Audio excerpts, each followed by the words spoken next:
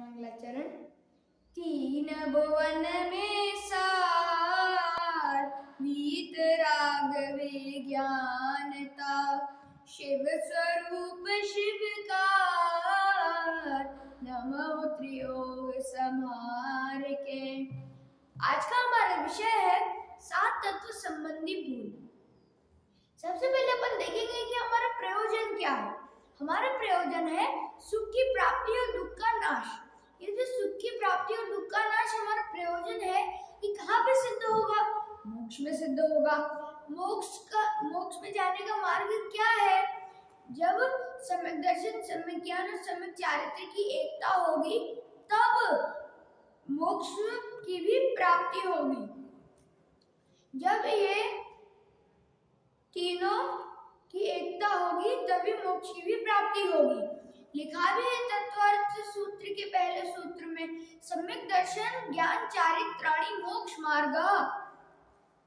अर्थात सम्यक दर्शन, सम्यक ज्ञान और सम्यक चारित्र्य, जब इन तीनों की एकता होगी तभी मोक्ष की भी प्राप्ति हो जाएगी। सबसे पहले अपन देखेंगे कि ये इन तीनों का स्वरूप क्या है। ये जो सम्यक दर्शन, सम्यक ज्ञान और सम्यक चारित्र्य है ना, ये क्या है, इनका अर्थ क्या है, अपन इनको समझेंगे। इनका अर्थ क्या है, ये हमें कैसे प्राप्त होंगे, ये भी समझेंगे। सबसे पहला है सम्यक दर्शन। सम्यक दर्शन को प्राप्त करने का मार्ग ये है कि सात तत्वों को समझने से सम्यक दर्शन की प्राप्ति होगी। और आपके मन में भी प्रश्न उठ रहा होगा कि ये जो सम्यक दर्शन है हमें तो कब का प्राप्त हो जाना चाहिए था, अभी क्यों नहीं हुआ, अभी तक क्यों नहीं हुआ? हमने तो तत्वों का स्वरूप बहुत बार समझा है। हमने जो तत्वों का स्वरूप समझा है, ये तो बहुत बार समझा है, फिर हमें अभी तक सम्यक दर्शन प्राप्त क्यों नहीं हुआ? उत्तर है, हमें सम्यक दर्शन प्राप्त इसलिए नहीं हुआ अभी तक क्योंकि हमने जो तत्वों का स्वरूप समझा है ना, वो सच्चा स्वरूप नहीं है। और हमने जो तत्वों का स्वरूप समझा है, भले ही सारे सही हो, लेकिन ऐसा तो पॉसिबल ही नहीं है कि अपन ने एक दो बार समझा और अपन को याद हो गया और अपन से एक भी भूल नहीं हुई। एक ना एक तो भूल हुई होगी कहीं ना कहीं, तो आश्रम में नहीं हुई होगी तो निर्जरा में हुई होगी, अजीव में नहीं हुई होगी तो जीव में हुई होगी। ऐसा कहीं ना कहीं एक ना एक भूल तो हो ही गई है अपन से, जिससे अभी तक हमें सम्यक दर्शन प्राप्त नहीं हुआ है। तो अपन ये जो सात तत्व संबंधी भूले हैं, इनको अपन को सुधारना पड़ेगा, तभी इनको हमको समझना पड़ेगा, तभी हम इनको सुधार पाएंगे। इसके लिए एक उदाहरण है कि जब कोई विद्यार्थी अपने विद्यालय जाता है रिजल्ट देखने, अपने एग्जाम के मार्क्स देखने कि मुझे इतने मार्क्स मिले, इतने अंक आए हैं, तो विद्यार्थी गया, वहां पे उसने देखा अपनी कॉपी में, जहाँ पे उसने उत्तर लिखे थे कि मेरी ये भूल थी, ये भूल थी। जब उसको पता चला कि उसकी ये सारी भूलें हैं, तब उसने उनको समझ लिया, तो सुधारेगा ना उनको कि और बिगाड़ेगा? सुधारेगा ना। वैसे ही अपन को भी उसी विद्यार्थी के जैसे हम भी सात तत्व संबंधी भूलों को आज समझेंगे और इनको सुधारेंगे। तो सबसे पहले आएगा कि तत्व कितने होते हैं। तत्व सात होते हैं। कौन कौन से? जीव, अजीव, आश्रव, बंध, संवर, निर्जरा और मोक्ष। पहला है जीव। जीव अर्थात जिसका जानना देखने वाला स्वभाव है, जो जानता देखता है, वही जीव है। अगर इसको दो शब्द में कहें तो जो ज्ञान दर्शनमय है वह जीव है। अब है अजीव। अजीव के दो भेद होते हैं, मूर्तिक और अमूर्तिक। मूर्तिक में आएगा पुद्गल, अमूर्तिक में आएगा धर्म, अधर्म, आकाश और काल। अपन ने जो मूर्तिक में पुद्गल देखा था उसमें उसमें आएगा शरीर, और शरीर कैसा वाला शरीर? स्पर्श रस गंध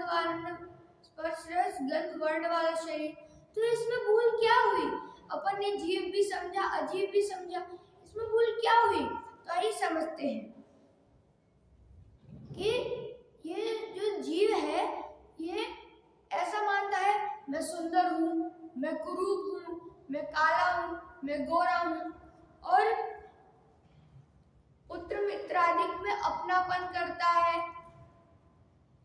शरीराश्रित उपवास आदि और उपदेश आदि में अपनापन करता है, शरीर की उत्पत्ति में अपनी उत्पत्ति मानता है, शरीर के बिछुड़ जाने पर अपना मरण मानता है।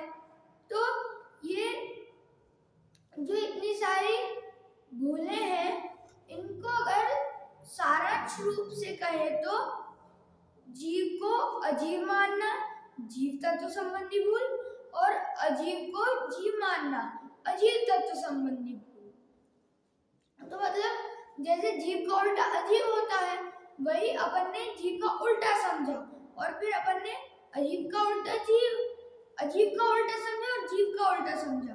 ये दोनों की भूलें हो गई। और जीव तत्व संबंधी भूल और अजीब तत्व संबंधी भूल का स्वरूप बताने के लिए पंडित दौलत राम जी ने छेड़ाला ग्रंथ की दूसरी डाल में लिखा है, चेतन को है उपयोग रूप, बिन मूरत चिन्ह मूरत अनूप, पुल उद्गल नव धर्म अधर्म काल, इन ते न्यारी है जीव चाल, ताको न जान विपरीत मान, करी करे देह में निज पिछान, मैं सुखी दुखी में रंग राव, मेरे धन ग्रह गोधन प्रभाव, मेरे सुततिय में सबल दीन, वे रूप सुभग मूरख प्रवीण, तन उपजत अपनी उपज जान, तन नशत आपको नाश मान, राग आदि प्रकट जे दुख देन नहीं, राग आदि प्रकट जे दुख देन नहीं, नाशमान तक से। ये अपन ने जीव और अजीव तत्व संबंधी भूल देख ली। अब है आश्रव तत्व संबंधी भूल। अपना तीसरा तत्व है आश्रव। तो आश्रव अर्थात भाव कर्म व द्रव्य कर्म के द्वार को आश्रव कहते हैं, अर्थात भाव कर्म व द्रव्य कर्म के आने को आश्रव कहते हैं। और भाव कर्म और द्रव्य कर्म कैसे आते हैं? जब यह जीव मोह राग द्वेष करता है तभी भाव कर्म और द्रव्य कर्म आत्मा से बंधते हैं, आत्मा में आते हैं। और जब यह जीव मोह राग द्वेष आत्मा में प्रकट करता है, अपने में प्रकट करता है, तब उसे दुख होता है, दुख का कारण बन जाते हैं ये मोह राग और द्वेष। लेकिन फिर इसमें भूल क्या हुई? इसमें भूल ये हुई कि यह जीव, ये जो मोह राग द्वेष है ये है तो दुखदायक, लेकिन इनको सुखकर मानता है, सुखदायक मानता है, लेकिन ये है तो दुखदायक। तो कैसे सुखदायक मानता है? कि शुभ राग सुखकर है, शुभ राग से स्वर्ग आदि का सुख मिलेगा, शुभ राग पुण्य बंध कर आता है। तो आप लोगों के मन में प्रश्न उठ रहा होगा कि जब ये बंध का कारण है तो फिर हमें सुख कैसे दे सकता है, इस सुख की उत्पत्ति कैसे करा सकता है? तो यही है आश्रव तत्व संबंधी भूल। जब ये बंध का कारण है तो फिर हमको तो सुख दे ही नहीं सकता है। इसीलिए ये जीव की ये गलत मान्यता है, ये भूल है कि ये मोह राग द्वेष से उसे सुख मिलता है। वास्तव में तो ये दुखदायक है। ऐसे आश्रव तत्व संबंधी भूल का स्वरूप बताने के लिए पंडित दौलत राम जी ने छेड़ाला ग्रंथ की दूसरी डाल में लिखा है कि राग आदि प्रकट जे दुख देन, तिन्हि को सेवत गिनत चैन, ये हो गया आश्रय तत्व संबंधी भूल। अब है बंध तत्व संबंधी भूल। बंध अर्थात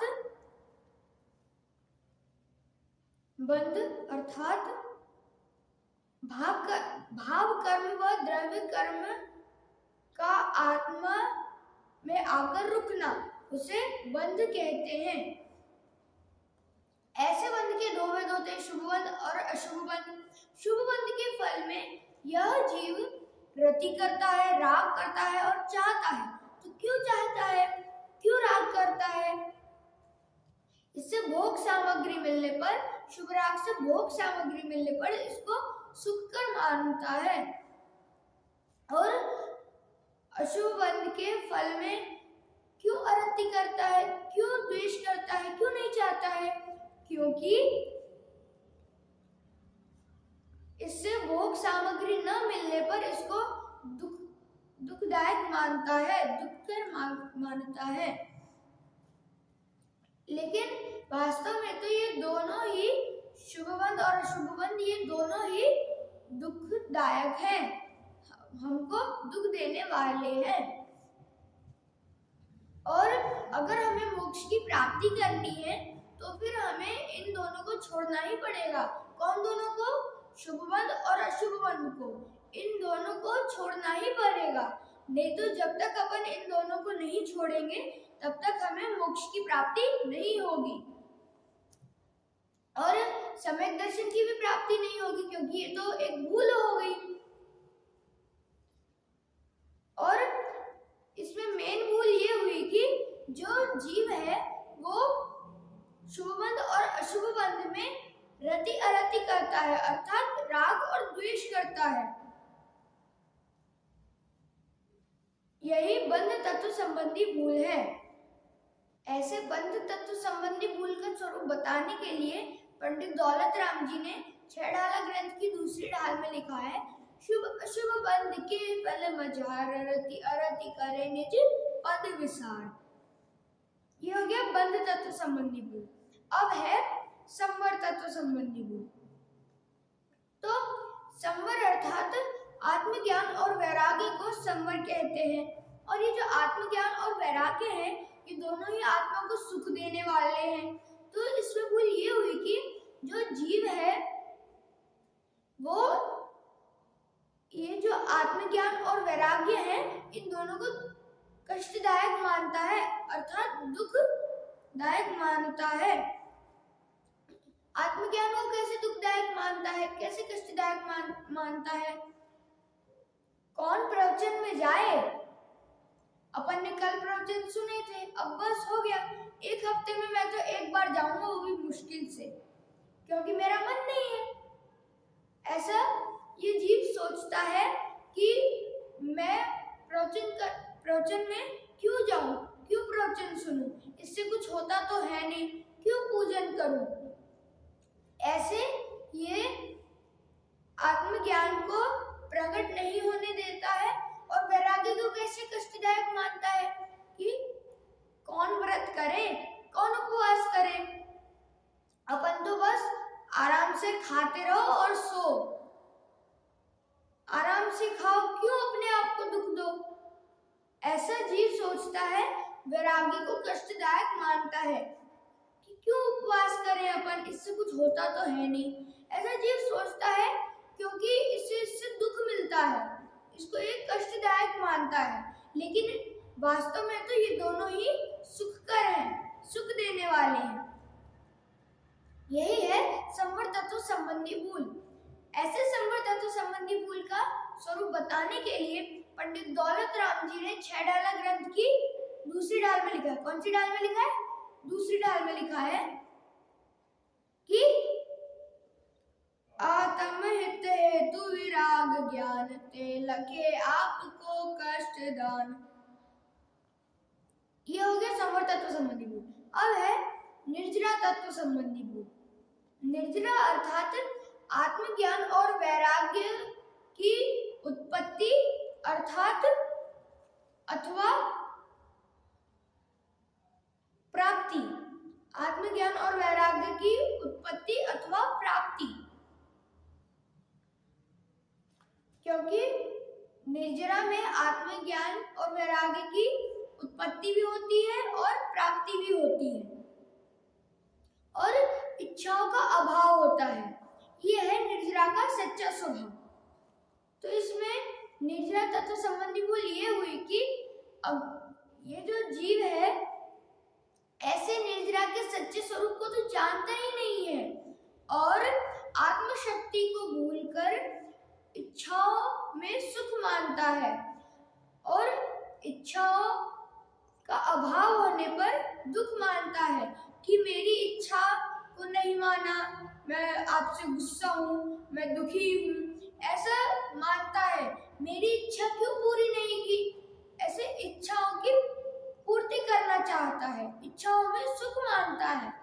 लेकिन वो इच्छाओं का जो निर्जरा है वो तो इच्छाओं का अभाव करने वाला है और यही निर्जरा का सच्चे स्वरूप में ही आता है ये भी। तो ये है निर्जरा तत्व संबंधी भूल।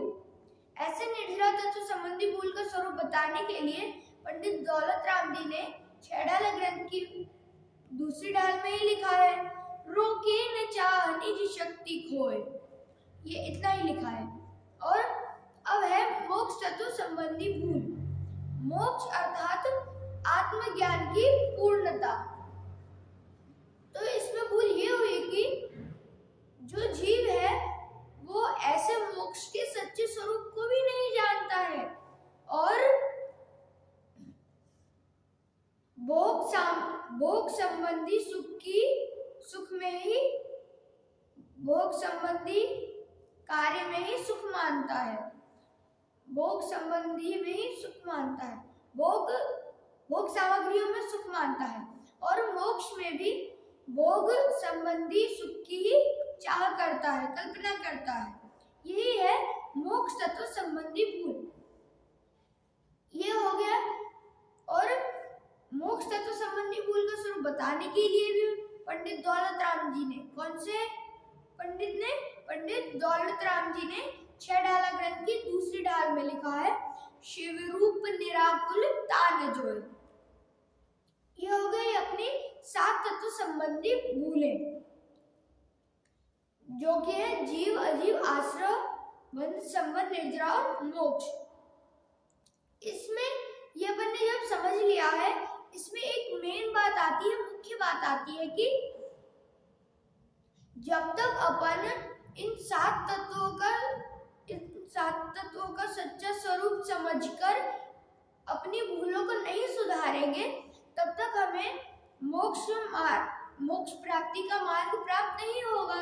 क्योंकि जब हमें सम्यक दर्शन प्राप्त नहीं हुआ और सम्यक ज्ञान और सम्यक चारित्र हो गया, तो क्या अपन को सुख की प्राप्ति हो जाएगी? नहीं।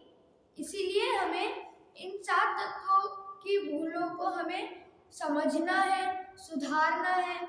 जैसे वो अपन ने शुरुआत में एक उदाहरण लिया था विद्यार्थी वाला, कि वो अपने रिजल्ट देखकर अपनी भूलें समझकर अगले एग्जाम में अपना रिजल्ट अच्छा बनाता है, इन्हीं भूलों में सुधार करता है अब और उन्हीं भूलों पे ज्यादा विशेष ध्यान रखता है कि अब मुझसे ये गलती नहीं होनी चाहिए।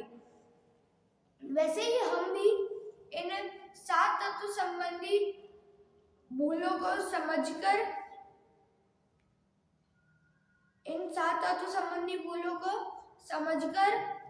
इनको सुधारें और सम्यक दर्शन की प्राप्ति करके सम्यक ज्ञान और सम्यक चारित्र की भी प्राप्ति करें और मोक्ष में जाए। इसी मंगल भावना से विराम।